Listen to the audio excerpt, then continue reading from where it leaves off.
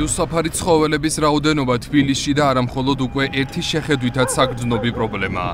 სკვერებში, სკოლებში, ღია კაფეებსა და სამანქანო გზებზე უმეთვალყურეოდ არჩენილი ცხოველების მომრავლებას ყველა ჩვენგანი ვამჩნევთ. მოქალაქეები ამაზე წუხან, ცხოველების მიმართ ემპათიას გამოხატავენ, მაგრამ თანადგომა პრობლემას ვერ აგვარებს. მიუხედავად იმისა, რომ ძაღლების უმრავლესობას ყურზე ყვითელი ნიშანი აქვს, რაც მათ უსაფრთხოებაზე მიანიშნებს, ერთად თავმოყრილი ძაღლები უსაფრთხო არავისთვისაა. ამას ეშინია მაგალითად ამასაც. უბრალოდ მართლა კარგი იქნებოდა, რომ რაღაცნაირად დარეგულირდეს ამათი აცრა იქნება თუ კასტრაცია და სტერილიზაცია. მარტო ძაღლები არ არის, კატებიცაა და არანაკლებ საშიშია სხვათა შორის. რაიონებშია პრობლემები და იქიდან რო შემოყავთ, მე როგორ ის ძაღლები პრობლემა ხდება, იმიტომ მართლა ბევრი არიან. რამენად მიეხედოს ამ ძაღლებს. იმიტომ რომ აი მართლა ძალიან რო უყურებ ისიც ამტკივნეულია, როგორ იტანჯებია. ასე უკონტროლოდ არ უნდა მრავლდებოდნენ, არა მარტო თბილისში, არამედ ნებისმიერ მხარეში რომ წახვიდე ძალიან ბევრ მიუსაფარ ძაღლს ნახავ გზაზე. ლეკოებს და ასე შემდეგ და ჩემი აზრით, როგორც არის საჭირო, ისეთი ჯეროვანი ყურადღება არ ეთმობა. ის მიუსაფარი ძაღლები გამრავლდა, კი. მე ხა აღმაშენებელზე ვცხოვრობ და უამრავი ძაღლია. მიუსაფარი ხო ზოგი კოჭლობს ზოგს ფეხი არ აქვს ზოგი რაღაც ავად არის და მოკლედ აი ძალიან დიდი პრობლემაა ხულხელში მყავს და ვთქვათ აქ შემილია ცოტახას გაუშვა ისე რომ ქუჩაში გაუშვა არა მე მაინც მეშინია რომ ვთქვათ ინფექციის წყარო არ იყოს მე ეს გადამდებია მე ქუჩაში რო არიან მშივრები არიან და ძალიან აგრესიულები არიან ხა მე პირადი გამოცდილებით ბავშვებზე გაუწევია ხა ეგეთ ძაღლს მე როგორც ორი ბავშვის მშობელს სიმართლე გითხრათ საკმაოდ დიდი პრობლემა მექმნება მიუსაფარი ძაღლების დანახვისას ყოველთვის დისკომფორტი გვაქვს აი ეხლაც ალბათ შეამჩნევდით აგერ გაიარა და რაღაცნაირად მოერიდნენ მეც როგორც დიდსაც საკმაოდ ხშირ შემთხვევაში შემშინებია ცხოველების სიყვარული როგორც დიდი ტვირთის სახელმწიფოს ნაცვლად მოქალაქეებს აწევთ. სახელმწიფო სერვისების არარსებობა და ცხოველების უკონტროლო გამრავლება ცხოველთა მოყვარული მოქალაქეების ფინანსურ და მორალურ მდგომარეობაზე არასახარბიელო დაისახება.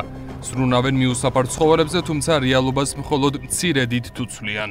მოხალისეების კისერზე გადადის მიუსაფარი ცხოველების მოვლა, რაც არის ურთულესი ტვირთი და ჯვარი. ვაქცინაციაც კი არ არის უფასო. ერთადერთი უფასოა ცოფის ვაქცინა, კომპლექსურ ვაქცინას სახელმწიფო არ უზრუნველყოფს. ესეც ჩვენ კისერზე გადადის და პლუს, რა თქმა უნდა, ეს მილიონი დაავადება, რომელიც ხშირია, ხშირად ავადდებიან სხვადასხვა ავადმყოფობით, ამის მკურნალობის ხარჯებიც, საკმაოდ და ის გადადის მთლიანად მოხალისეების კისერზე.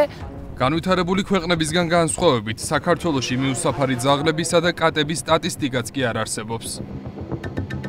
ცივილიზებულ ნებისმიერ ქვეყანაში რომ ჩავდივართ, იქ ვერ ხედავთ მიუსაფარ ცხოველებს ქუჩაში, იმიტომ რომ გამრავლების კონტროლია ძალიან მკაცრი და არის ძალიან მაღალი ჯარიმა ქუჩაში ცხოველის გამოგდებაზე. ამის კონტროლი როგორ უნდა იყოს? ყველა ცხოველი უნდა იყოს დაჩიპული და იდენტიფიცირება უნდა ხდებოდეს პატრონის და თუ კი ცხოველი აღმოჩნდება ქუჩაში, პატრონი ძალიან მკაცრად დაისჯება. ესეც არის ერთ-ერთი მექანიზმი, რომელიც უნდა დაინერგოს. თითქოს არის, მაგრამ როგორც ბევრი სხვა კანონი ცხოველთ, ბევრი არა გვაქვს, მაგრამ ის კანონები, რაც გვაქვს ცხოველებთან მიმართებაში, არ სრულდება. გვანცა მიუსაფარი ცხოველების პრობლემის მოგვარებას მისი მოხალისეობით ცდილობდა. უპატრონო ძაღლს უვლიდა საცხოვრებელ სახლთან. არაერთხელ ქუჩაში ნაპოვნი ძაღლი აიყვანა კიდეც, თუმცა საცხოვრებელ სახლთან მიუსაფარი ცხოველების მიკედლებისთვის დიდი ბრძოლა დასჭირდა. ბავშვობიდან დაკავებული ვარ ცხოველების გადარჩენით, შესაბამისად როგორც შემიძლია, მოქალაქეობრივი ვალდებულება ვფიქრობ, რომ გამაჩნია ცხოველების მიმართ. Პირველი მაგალითი იყო, როდესაც მივიკედრეთ კეკელითის 25-ში სამეზობლო რამოდენიმე მიუსაფარი ძაღლი, მაგრამ სამწუხაროდ მოსახლეობამ ვერ მიიღო ეს ფაქტი კარგად და მიმართეს ძალიან სასტიკ და აგრესიულ ხერხს და სამივე ძაღლი მოგვიყრეს. ჩემი პირველი ძაღლი ლუნა, რომელიც ანალოგიურად მიუსაფარი ცხოველი იყო, ავიყვანე, მასზე ვიზრუნე. სამწუხაროდ იგივე შემთხვევა დამემართა მე, რომ მომიწამლეს და მომიკლეს. და დაახლოებით რამოდენიმე დღეში მარიამობას შევიტყე ძალიან მზაფრი ინფორმაცია, რომ ძალიან საყვარელი პატარა საყვარლესი არსება თურმე რუსული ეკლესიის ხეზე მიუბამთ და დაუტოვებია პატრონს. გაიპარა და მიატოვა ეს საწყალი ძაღლი, რომელიც მთელი ღამე იჯდა, ტიროდა, არ ჭამდა, არ სვამდა და იყო განადგურებულ მდგომარეობაში. კიდევ ერთხელ როგორც ცხოველთა მოყვარული, როგორც პატიოსანი მოქალაქე, ძალიან ახლოს მიუტანა ყუთანის ამბავი და სახლში წამოიყვანა ნალა. ქუჩის ცხოველების მასობრივი სტერილიზაცია, კასტრაცია, ცხოველთა ჩიპირების ვალდებულება, დიდი ჯარიმა ცხოველის სახლიდან გამოგდების შემთხვევაში, სახლის პირობებში ცხოველის გამრავლების აკრძალვა, კონტროლი და ზუსტი სტატისტიკის წარმოება. ეს ის საკითხებია, რომელიც სახელმწიფოს მხრიდან არ სრულდება და შედეგად ვიღებთ ქალაქებს, სადაც მიუსაფარი ცხოველები უკონტროლოდ მრავლდებიან, შიმშილობენ, სცივად, იტანჯებიან.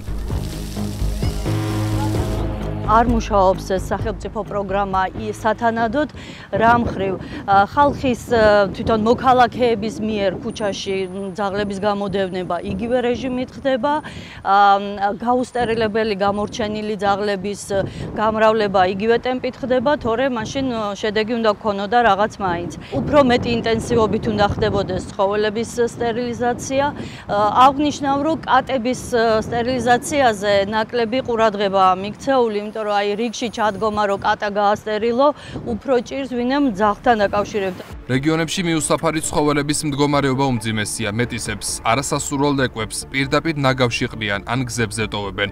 პასუხს ვერავის მოსთხოვ, ამიტომ გამოსავალი მხოლოდ ერთიანი სისტემის შექმნა. რეგიონებში ვეტერინარული სერვისების არარსებობასთან ერთად ცხოველთა უკონტროლო გამრავლების სერიოზული გამოწვევაც დგას. რაიონებში განუსაზღვრელი ან საშინელი კატასტროფა მდგომარეობა არის, იქიდან გამომდინარე, რომ თქვათ, იქ არ ექცევა იმდენად ყურადღება, როგორც თბილისში.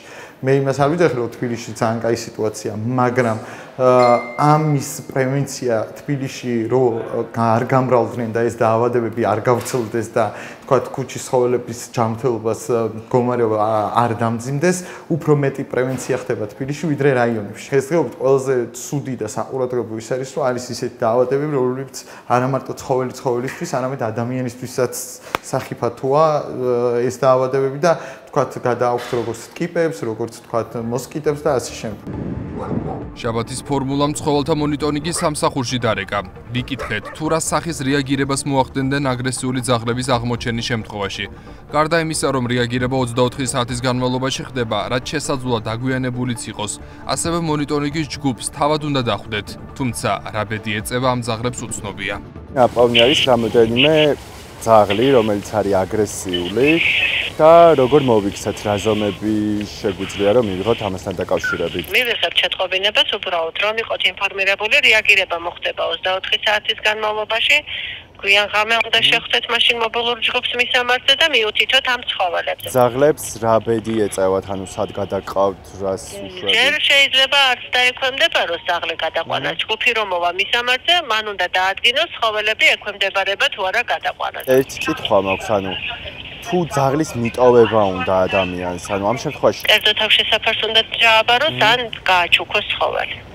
კი ბატონო, ანუ სახელმწიფო რაღაც დაწესებულებაა რომ ძაღლი არა არსებობს.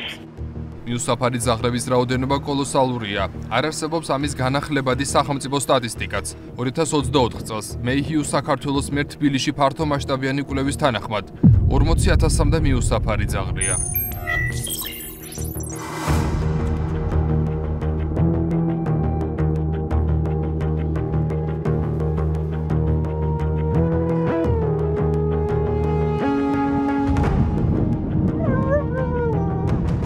სოციალურ ქსელში ხშირად შეხვდებით პოსტებს, ვიდეოებს და დახმარების თხოვნებს იმ ცხოველებისთვის, რომელსაც მოხალისეები სახელმწიფოს მზრუნველობის გარეშე დარჩენილი ცხოველებისთვის ითხოვენ. მძიმე ვიზუალური კადრების ნახვამ რთულია გულგრილი დატოვოს ადამიანი.